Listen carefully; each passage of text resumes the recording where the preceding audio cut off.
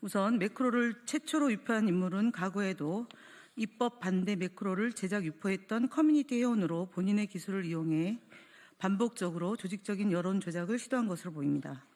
특히 해당 인물은 헌법재판소를 대상으로 여론 조작 공격이 언론을 통해 보도되자 3월 10일 오후 자신이 게시한 약 500여 개의 글을 모두 삭제한 것으로 보입니다.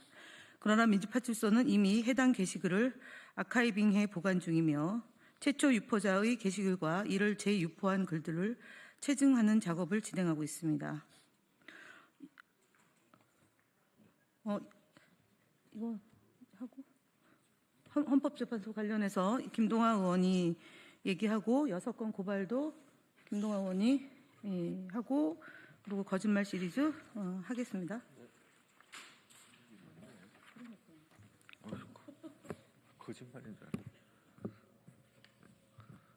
네, 헌법재판소 관련된 주요 제보 내용 보고드리겠습니다. 헌법재판소 관계자들을 대상으로 한 살해 협박글이 온라인상에 유포되고 있다는 정황이 계속 제보되고 있습니다.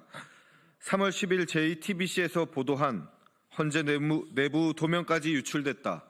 100m 이내 진공 상태 선포라는 기사에 가결시키면 헌재 안에 있는 거 다 죽이고 내 목도 따라갈 거야 등의 살해 협박성 댓글이 게시되었습니다. 뿐만 아니라 같은 기사 내에 내란 선동꾼, 폭동자들은 강력하게 처벌해야 한다는 댓글에 대해 입에 담기 어려운 수준의 폭력적인 리트윗 댓글이 달렸습니다. 이런 협박성 발언들은 단순한 위협을 넘어 실제 범죄로 이어질 가능성이 높아 보입니다. 한편 서부지법 폭동 관련 허위사실 유포 역시 지속되고 있습니다. 서부지법 폭동을 옹호하는 글들이 지속적으로 퍼지고 있다는 정황도 제보되었습니다. 일부 커뮤니티에서는 사촌이 서부지법 시위에 가지도 않았는데 근처에 있다가 잡혀갔다. 이유 없이 독방에 감금되고 계속 이재명 영상을 강제로 시청하게 한다는 등 근거 없는 허위 주장이 퍼지고 있습니다. 또한 카카오톡 오픈 채팅방을 통해 서부지법 폭동 가담자 64명을 애국투사로 칭하며 나라를 위해 투옥된 애국자님들께 기부를 통해 결집된 단결력을 보여주는 것이 국력이다 라는 등의 명목으로 모금운동을 진행하고 있다는 제보까지 받았습니다. 이는 대한민국의 민주주의를 부정하고 헌정질서를 훼손하려 했던 폭동 가담자들을 미화하는 행위로 판단됩니다. 이처럼 매크로를 이용한 여론조작, 헌법재판소 관계자들에 대한 살해 협박, 그리고 서부지법 폭동 관련 허위사실, 유포 및 폭동 가담자들에 대한 미화가 이루어지고 있는 만큼 이에 대한 철저한 조사와 엄중한 대응이 필요합니다. 다음으로 주요 대응 현황 보고드립니다.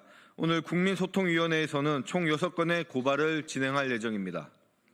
첫 번째로 유튜브 채널 강신업TV 운영자 강신업이 당시 국회가 봉쇄되지 않았음에도 불구하고 이재명과 우원식이 일부러 담을 넘었다라는 허위사실을 방송하였습니다. 그러나 당시 국회는 실제로 군과 경찰에 의해서 봉쇄된 상황이었으며 국회 경비대장 또한 출입 금지를 명한 바 있음이 명명백백하게 확인되었습니다. 이에 강신업이 명백한 허위사실을 유포하여 우원식 국회의장과 이재명 대표의 명예를 훼손했다고 판단하고 정보통신망법 위반 혐의로 경찰에 고발할 예정입니다. 두 번째로 인터넷 언론사 미디어 CCBB와 해당 기사 작성자가 지난 3월 1일 고발뉴스 민주당 눈 뒤집혔나 미성년자 시위 동원이라는 제목의 기사를 통해 민주당이 3.1절 집회를 앞두고 미성년자를 동원했다는 허위 주장을 보도하였습니다. 그러나 이는 전혀 사실이 아니며 근거 없는 허위 보도를 통해 민주당의 명예를 훼손한 것이 명백합니다. 이에 미디어 CCBB와 해당 기자를 정보통신망법상 명예훼손 혐의로 고발합니다. 세 번째로 인터넷 언론사 스카이데일리의 칼럼 작성자 조희문이 이재명이 성남시장 시절 각종 개발 사업을 통해 수백억 원의 비자금을 조성하고 이를 선거 비용과 변호사 비용으로 사용했다는 허위 사실을 적시한 내용과 이재명의 공직선거법 위반 사건 관련된 허위 사실에 관해서 고발할 예정에 있습니다. 다음 네 번째로 역시 스카이데일리와 해당 기자가 작성한 김대중 전 대통령이 내란을 선동했다. 5.28 유공자들이 내란 행위와 연루됐다는 역사적 사실을 왜곡하는 주장에 대해서 역시 고발하여 법적 조치할 예정에 있습니다. 다섯 번째로 허위사실이 적시된 현수막 게시자들에 대해서 고발을 진행할 예정입니다. 이재명이 카톡을 검열한다. 이재명은 내란 수괴다. 이재명의 사조직이 사법부를 장악했다라는 등의 근거 없는 허위사실을 유포하는 현수막 게시자들에 대해서 고발할 예정에 있습니다. 더불어민주당은 허위사실 유포 및 악의적 왜곡에 대해 어떠한 관용도 없이 적극적인 법적 대응을 통해 강력히 조치해 나갈 예정입니다. 네, 국민의힘 거짓말 시리즈 50번째 발표드리겠습니다. 오세훈 서울시장은 3월 10일 본인의 SNS 계정에 진영 결집을 위해 검찰을 흔드는 고질병, 오랜 시간 쌓아올린 법치 유산마저 당대표의 이해 기준으로 형해하는 민주당, 당신들 진짜 내란 세력입니다. 라는 등의 거짓 주장을 이어갔습니다.